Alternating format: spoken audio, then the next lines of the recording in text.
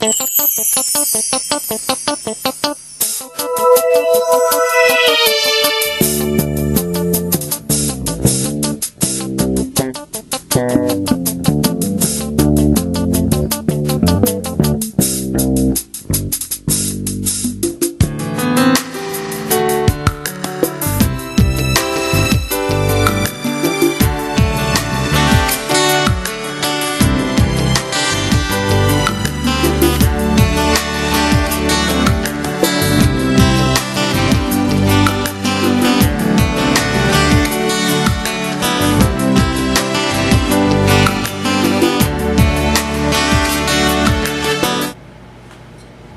chers téléspectateurs, frères et sœurs, que Dieu vous bénisse.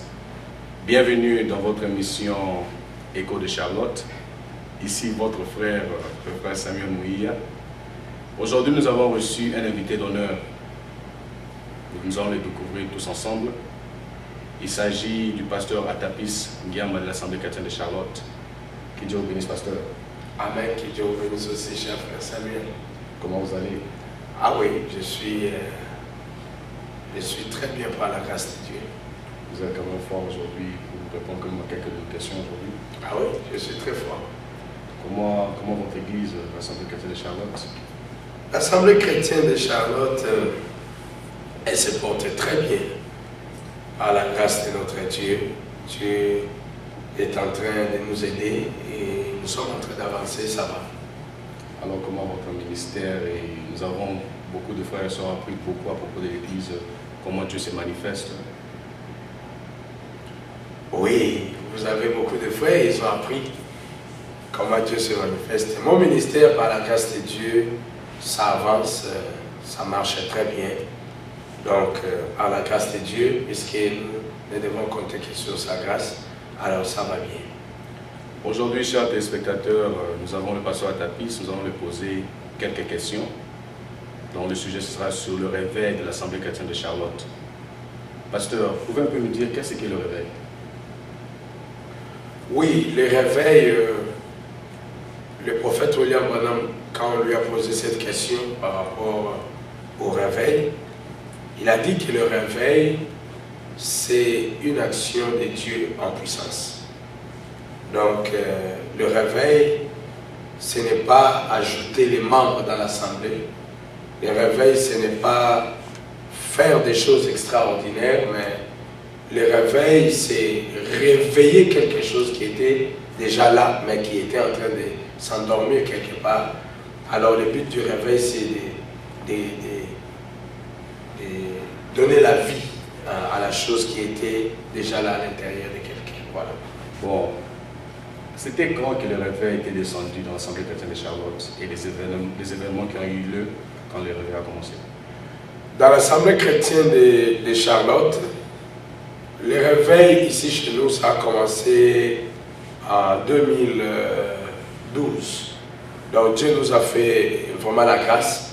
Il nous a visités. C'était un dimanche, alors que j'étais assis là-bas sur les chaises.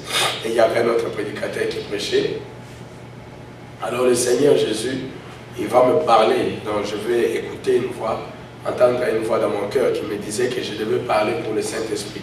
Et que c'était le moment où je devais parler du Saint-Esprit. Alors, vous savez que nous venons directement du ministère du pasteur Baouti. Nous avons été formés par lui et nous avons vu comment lui il a fait pour que les réveils puissent venir dans aujourd'hui Baouti Tabernacle. L'autre fois c'était l'Assemblée chrétienne de Virginie, parce que lui il est la personne que Dieu avait utilisée pour les réveils. Alors nous avons vu comment Dieu l'a utilisé pour ça. Et quand j'avais entendu cette voix me parlant pour me dire directement de parler sur le Saint-Esprit et que c'était les jours, c'était le moment pour que les gens reçoivent le Saint-Esprit, alors je n'avais pas hésité. Je suis allé dans les bureaux et j'ai pris quelques citations par rapport au Saint-Esprit. Et quand je suis monté à la chaire, oui, j'ai parlé de ça. Et j'avais même mis mon ministère en jeu. J'avais dit qu'aujourd'hui, si vous ne recevez pas le Saint-Esprit, ça veut dire que Dieu ne m'a pas appelé. Et juste après cela, directement, on va voir la manifestation de Dieu à l'église.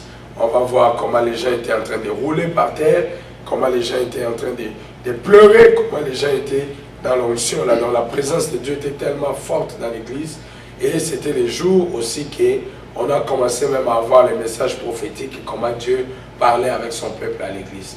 Donc ça a commencé, pour moi, ça a commencé le 12 janvier 2012.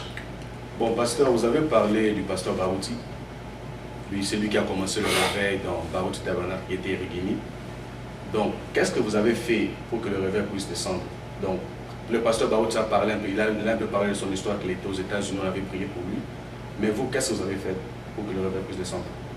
Bon, nous, on a déjà assisté au réveil de 1993 dans l'Assemblée chrétienne de Rigini. Et pour commencer, nous avions reçu le Saint-Esprit comme moi je l'ai reçu là-bas. Déjà vers ces années-là, j'avais déjà reçu le Saint-Esprit. C'était en 1993, quand le réveil, quand la Pentecôte était descendue dans l'Assemblée chrétienne de Rigini. Mais vous voyez, avec le temps, vous comprenez que la chose qu'on avait reçue commençait à dormir, à s'endormir. Il y avait d'autres personnes qui n'en avaient vraiment pas. Alors, à ces jours-là, c'est dimanche le 12 janvier 2012, alors que cette voix-là m'avait parlé, que je devais en ces jours-là parler du Saint-Esprit, j'avais obéi simplement à la voix qui m'avait parlé et j'avais commencé à parler aux enfants de Dieu que le Saint-Esprit c'est inévitable, vous devez le recevoir pour aller au ciel, vous en avez besoin et pour avoir la solution à tous vos problèmes, pour que le Seigneur vous aide encore beaucoup, donc vous avez besoin du Saint-Esprit. Alors, ils étaient tellement assoiffés et ils étaient affamés de cela, ils s'attendaient à ce que quelque chose puisse se produire. C'est alors que j'avais levé mes mains vers Dieu et je lui avais dit que c'est lui qui m'avait appelé et qu'il vienne pour se manifester. Alors la puissance de Dieu était descendue et je me souviens que j'avais vu la sœur Joël Ngoya, comment est-ce qu'elle était tombée de l'autre côté du mur et j'ai vu d'autres sœurs, d'autres personnes qui étaient là en train de jubiler, de rouler sous l'onction. Et dès ce moment-là, jusqu'à aujourd'hui où je vous parle, cette action du réveil ne descend pas. Mais cette action-là continue toujours à faire son chemin, ça monte et ça monte, ça escalade les niveaux et ça monte. Pasteur, vous êtes un homme béni, vous avez dit que Dieu vous avait parlé. Mais il y a maintenant beaucoup de prédicateurs. Bon, est-ce qu'avoir le réveil dans une église, c'est le signe que cet homme est appelé de Dieu ou bien il y a plusieurs autres choses qu'on peut voir dans la vie de l'homme de Dieu qui s'appelle un homme de Dieu? Est-ce qu'il doit nécessairement avoir le réveil dans son église pour qu'il soit appelé un homme appelé de Dieu? Ta question là, elle est trop forte. Moi, je croyais que tu allais me parler à moi. Mais maintenant, là, tu es en train de parler d'autres serviteurs de Dieu. Moi, je suis apolémique. Donc, je n'aime vraiment pas de polémique. J'ai toujours voulu être un peu... qu'on parle de moi, vous comprenez. Mais vous savez que quand Dieu vous appelle, il a dit à Moïse, Moïse était sage. Tu as déjà lu l'histoire de Moïse? Oui, j'ai déjà lu ça. Oh, mais allez, vas-y relire ça. Moïse, quand Dieu l'a appelé dans les buissons ardents, quand Dieu l'a envoyé, tu vas aller pour délivrer mon peuple là en Israël. Moïse était prudent. Il a dit que même s'il faut que je leur présente la parole de Dieu, mais ça va marcher. Je vais leur dire que voilà, j'ai rencontré Dieu, Dieu m'a parlé, voilà. C'était une très bonne chose. Parce qu'il n'y a personne qui a eu une expérience comme Moïse. Moïse, il a vu le buisson qui était en feu, mais qui ne se brûlait pas. Dieu a parlé avec Moïse, vraiment comme moi je parle avec toi. Mais Moïse était très sage, comme je l'ai dit là, tantôt là. Moïse a dit, mais si je leur disais que Dieu m'a envoyé, il n'y a personne qui va croire. Et je connais ces peuples-là parce qu'ils sont mon peuple, je viens de là, ils ne me croiront pas. J'ai besoin que je puisse avoir les signes, j'ai besoin d'avoir des confirmations qui feront que les gens puissent croire réellement que je t'ai rencontré. C'est exactement comme tous les prédicateurs. Moi, avant de venir prêcher, j'ai dit que j'ai rencontré Dieu. Le pasteur Baouti a dit il a rencontré Dieu. Tout le monde a dit il a rencontré Dieu. Mais c'est le secret entre toi et Dieu. Mais le peuple de Dieu, ils ne vont pas se nourrir simplement de ce que toi tu vas leur donner comme expérience ou comme témoignage. Que moi j'ai rencontré Dieu, Dieu m'avait dit quand je me mettrai en costume rouge, les gens seront guéris. Quand je me mettrai en costume noir, les gens ne seront pas guéris. Ça c'est ton expérience, monsieur. Mais vous comprenez? Il dit que le prophète Branham avait déjà tout accompli, il avait déjà mené le réveil. Donc, pour répéter ce que le prophète a déjà dit. Non, mais écoutez, alors Moïse, il a dit, comment saurais-je que je suis avec toi? Dieu lui a dit quoi? mais je serai avec toi. Le Dieu du ciel être avec toi. Toi, tu penses que ça va être seulement les théories? Ça va être seulement que, oh, j'ai Dieu, j'ai Dieu. Quand tu as Dieu, en tout cas, tu dois être sûr que les caractéristiques de Dieu, ça va se manifester dans ta vie. Parce que Dieu, il est surnaturel. Alors, si Dieu est en train de marcher avec toi, tu verras que tu vas créer des serpents, tu verras que tu peux même, ton serpent peut avaler d'autres serpents, tu verras qu'il y aura des guérisons miracles et des prodiges, parce que tu as Dieu. Tu comprends? Alors, frère Branham, qu'est-ce qu'il a tout accompli? Il a tout accompli, il a accompli quoi? Donc il avait l'onction de l'âge, donc c'était lui le prophète, donc tous les miracles et tout, donc l'onction, le prophète Branham avait déjà tout ça. Mais, dans les Éphésiens 4, les Éphésiens 2, on doit seulement répéter ce que le prophète a déjà dit. oui, Donc dit seulement que Branham a dit, donc... oui, nous devons dire que Branham a dit. Ça, c'est une très bonne chose, je crois à ça.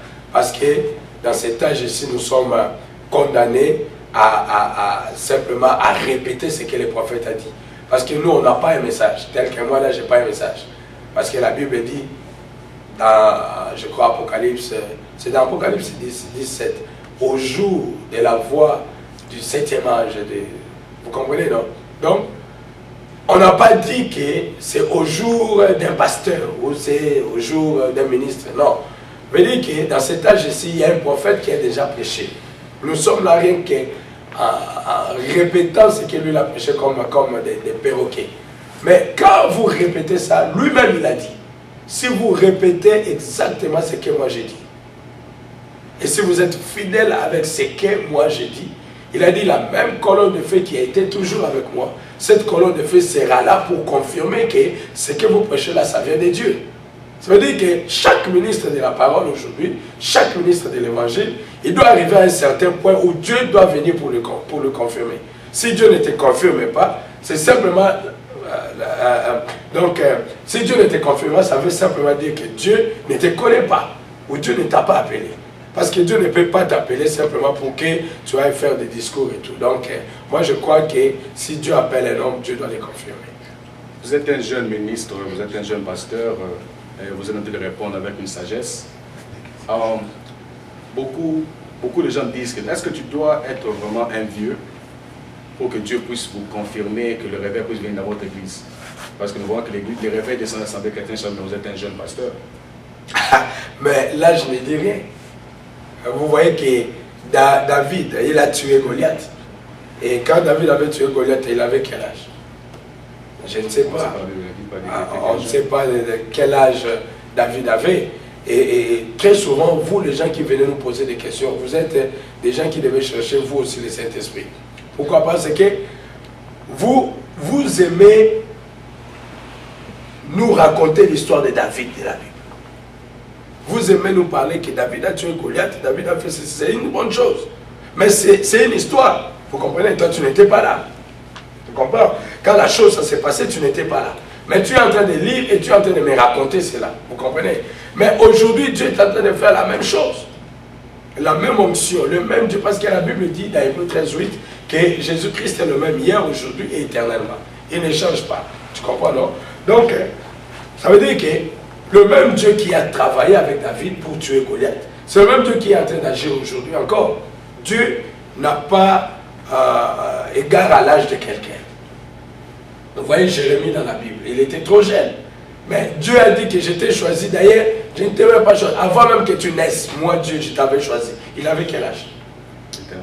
Dieu a dit que Jérémie, je t'ai établi prophète des nations. Avant même que tu sois né. Il était déjà prophète.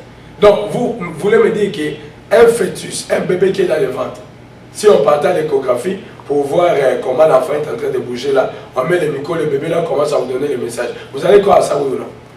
Non, parce que c'est un bébé, donc il n'a pas de connaissances. Mais Dieu l'a choisi dès le ventre. Dès le ventre, là, Dieu l'avait choisi, c'est ce que la Bible dit. Et quand il est venu à la vie, alors Dieu s'est révélé à lui, Dieu s'est montré à lui. Et quand il a dit que moi je suis jeune, qu'est-ce que Dieu lui avait dit? Dieu lui a dit, il ne faut même pas considérer ta jeunesse. Pourquoi? Parce que moi, Dieu, je vais placer mes paroles dans ta bouche. Donc le problème, ce n'est pas l'âge de quelqu'un, mais le problème, c'est que quand Dieu appelle un homme, Dieu doit l'équiper pour faire un travail.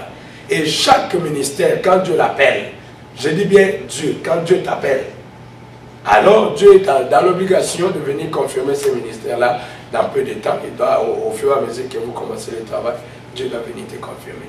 Donc là, je ne dis rien pour amener les réveils dans une église. Donc, chers téléspectateurs, je vais encore vous rappeler qu'ici, nous avons le pasteur Atapis Yamba de l'Assemblée chrétienne de Charlotte. Bon, pasteur, vous avez bien répondu. Bon, il y a une question qui me vient là. Quels sont les fruits du réveil dans une église? Qu'est-ce que le réveil produit dans une église? Dans une église, là où il y a les réveils, nous voyons d'abord la première église, là où les réveils avaient commencé, parce que nous tous ici, nous sommes en train de subir les conséquences de quelque chose qui avait déjà commencé il y a beaucoup d'années dans la chambre haute. Vous voyez, et nous avons déjà les modèles, nous avons déjà ce qui s'était produit, et c'est à partir de ça que nous aussi nous pouvons définir si ce qu'on a, ça vient de Dieu ou pas. Donc quand les réveils éclatent dans une église, d'abord, si je peux revenir dans ta première question, si ça ne te dérange pas, tu m'avais demandé sur qu'est-ce que c'était le réveil. Donc le réveil, c'était l'action puissante de Dieu dans l'église. Et j'avais dit que le prophète Branham a dit que quand le réveil commence, ça ne consiste pas à ajouter les membres dans une église, mais plutôt ça consiste à réveiller quelque chose qui s'endormait. Et en réveillant cela, ça met dehors toutes les saletés. Donc c'est aussi pour la sanctification de l'église, pour la purification de l'église. Ça veut dire que la première chose qui va qualifier le vrai réveil, c'est que vous devez voir les vies des gens en train de changer. Donc vous devez voir que celui-là était hier impudique et maintenant il est en train de changer sa vie. Et parce que c'est l'action de Dieu en puissance. Les miracles c'est bon, les autres choses c'est très bien, mais le plus grand miracle qui existe c'est qu'un pécheur se répande.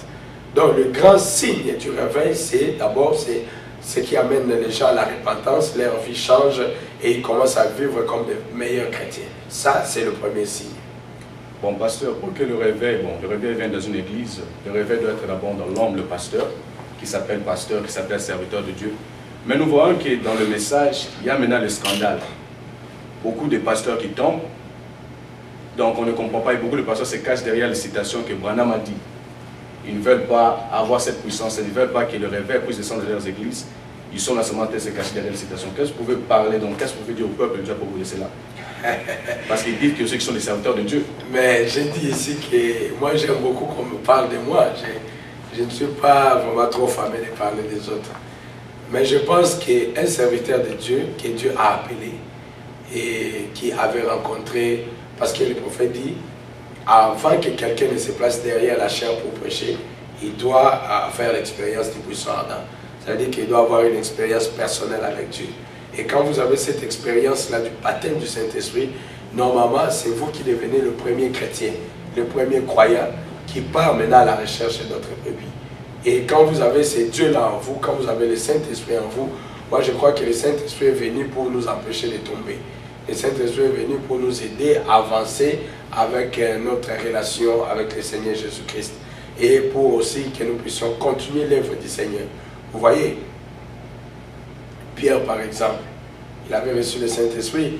On n'a jamais appris que Pierre était tombé. Paul, il a reçu le Saint-Esprit. On n'a jamais appris que Paul était tombé. Jésus lui-même, il n'était pas tombé. Vous comprenez? Donc le Saint-Esprit, quand ça vient en vous, c'est pour vous donner la force de ne pas tomber. Alors, pour les autres personnes qui tombent encore jusqu'aujourd'hui, c'est la preuve que le Saint-Esprit n'est pas encore entré. Donc, les jours que le Saint-Esprit entrera dans leurs âmes, ils ne tomberont plus. Ça leur donnera la force, c'est la vitamine dans l'âme d'un chrétien. Bon, retournons un peu dans votre église. Est-ce que le réveil doit nécessairement produire les 9 dons spirituels? Ou bien on peut avoir le réveil sans les 9 dons spirituels? Parce que dans votre église, il y a les bases, il y a les 9 dons spirituels qui se manifestent. Est-ce que dans toutes les églises, là où il y a les réveils, il doit y avoir les 9 dons spirituels? Bon, dans une église, là où il n'y a pas de dons spirituels, moi je ne pense pas qu'ils sont vraiment en ordre par rapport à la parole de Dieu. Parce que les dons, c'est écrit dans la Bible, je crois dans 1 Corinthiens 12. Je crois que les dons sont là. Oui, je crois que les dons sont là. Et dans chaque église, il doit y en avoir. Parce que le prophète parle même dans l'ordre de l'église, je crois de 63. Il a dit que vous arriverez à un certain niveau, vous voulez avoir des décisions, vous voulez prendre des décisions. Et là, je pense que les citations saines ne vous aideront pas. Donc vous aurez besoin que Dieu descende et qu'il vous parle. Or Dieu parle par les dons spirituels qui se trouvent dans l'église, dans les 9 dons. Et Frère Branham dit que dans chaque église, il doit y avoir les 9 dons spirituels. C'est ce que le prophète dit. Donc dans une église, spécialement une église qui croit le message, les dons doivent être là. Il y a d'autres qui se cachent. Ils disent que notre Frère Branham a dit je préférais avoir l'amour que tous les dons. Mais ça, c'est une bonne chose. Mais les dons aussi, c'est la parole de Dieu. C'est écrit dans la Bible. Nous ne faisons pas ça. Les dons, c'est 1 Corinthiens 12. L'amour, c'est 1 Corinthiens 13. Comment on veut sauter 1 Corinthiens 13 pour aller à 1 Corinthiens 12? On saute 1 Corinthiens 12 pour aller à 1 Corinthiens 13. C'est impossible. Donc, les dons, c'est important dans une église du réveil. Or, les dons, ça peut être dans quelqu'un, c'est une bonne chose. Mais il faut qu'il y ait de l'huile sur la personne pour que les dons puissent se manifester dans la perfection. Et l'huile, là, c'est ce qu'on appelle le Saint-Esprit. Et quand le Saint-Esprit vient sur la personne, ça révèle maintenant les dons qui étaient dans la personne. Vous voyez que quand le Saint-Esprit est venu, c'est alors qu'on a appris que nous avions des vases parmi nous. On a appris qu'il y avait des meilleurs chanteurs parmi nous. On a appris qu'il y avait tous ces serviteurs de Dieu qui sont en train d'agir dans l'église aujourd'hui. Vous comprenez? Donc le Saint-Esprit est très très important dans la vie d'un chrétien. Non seulement pour donner les dons, mais aussi pour rassurer que la personne va être ressuscitée quand l'enlèvement sera là. Vous comprenez? Que le Saint-Esprit, c'est très très important. Même pour ces gens-là qui se disent les prédicateurs et qui sont en train de tomber avec les sœurs dans leurs églises, sont en train de dévierger les filles dans leurs églises, sont en train de créer des troubles et des problèmes. Moi, je crois que le véritable problème, c'est le manque du Saint-Esprit. Il devait d'abord chercher à ce qu'il y ait la personne du Saint-Esprit. Parce que le prophète dit que dans cet âge, nous avons reçu une plus grande portion, une plus grande partie. Donc nous ne sommes pas les pentecôtistes, nous ne sommes pas non plus comme les luthériens ou les baptistes ou les wesleyens. Mais nous, on a reçu la plus grande quantité. Nous avons reçu la personne même du Saint-Esprit. Donc si cette personne-là habite dans un individu, il va conduire la personne dans une vie sanctifiée. Donc on a besoin du Saint-Esprit dans la vie. Donc pasteur, notre émission tend vers la fin. Nous voulons un peu, il y a des accusations, pour finir, bon, il y a des accusations contre l'Assemblée chrétienne de Charlotte. On dit que votre réveil, l'onction qui est là, n'a qu'à attraper des sorciers et assassiner les sorciers de l'église. Qu'est-ce que vous dites à propos de cela? Je dis que le réveil, ça jette la poubelle, la saleté hors de l'église. Vous comprenez? Et la saleté que le réveil est en train de jeter hors de l'église, ce n'est pas seulement d'autres choses, ce n'est pas seulement la sorcellerie. Vous comprenez? Il y en a aussi d'autres choses. Il y a des mauvaises vies, il y a des impudiques, il y a des voleurs, il y a toutes sortes de péchés là que les gens sont en train de commettre là. Les péchés inconfessés, c'est ça le but pour lequel nous avons les réveils, parce que ça enlève ça. Il y avait un frère une fois, avant que les réveils ne viennent ici dans notre église, il me disait que là-bas, les réveils ne peuvent pas venir, parce qu'il y a les gens qui sont en train de critiquer les gens. Mais j'ai dit, mais exactement, c'est ça le but pour lequel les réveils doivent venir. Parce que le réveil, c'est quoi? C'est le souffle dans les poumons de l'église. Le réveil, le baptême du Saint-Esprit, c'est la transfusion pour une église. C'est la colonne vertébrale. C'est la chose qui fait que l'église avance. Or, là où Dieu descend, le péché ne peut pas être là. Tu comprends, non? Ça veut dire que quand Dieu est descendu là, ça doit enlever toute la saleté.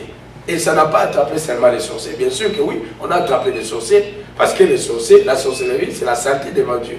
On a attrapé les sorciers, on a attrapé les gens de mauvaise vie, parce qu'il y a quelqu'un, par exemple, on l'avait attrapé comme ça, et Dieu disait, toi, je t'ai vu dans tel endroit, avec telle personne, tu faisais ça, ça, ça, ça, et la personne est tombée, quand il était en train de pleurer. Vous comprenez? On n'a pas seulement attrapé les sorciers, aussi les gens de mauvaise vie, aussi beaucoup d'autres choses, beaucoup de délivrances, frère, pas seulement la sorcellerie.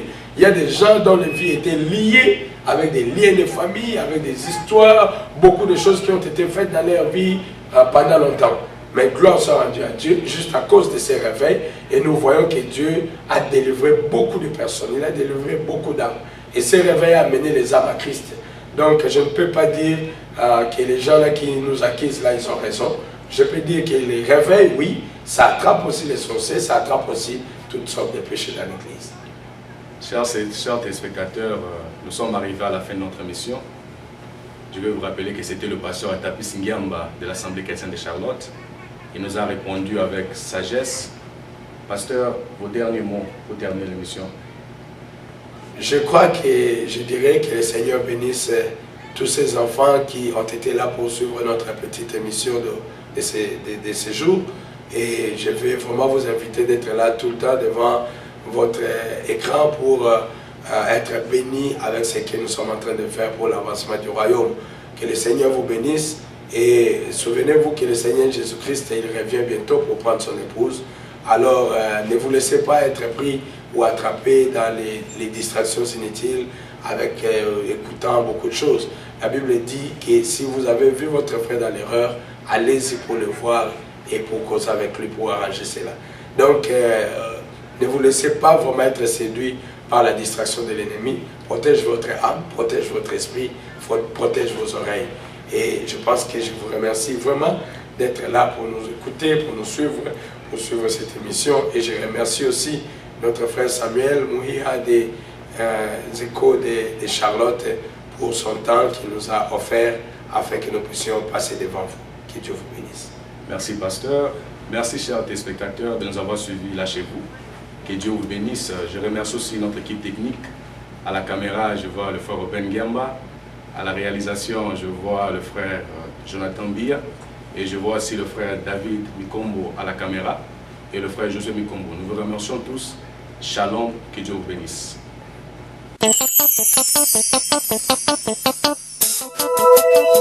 you.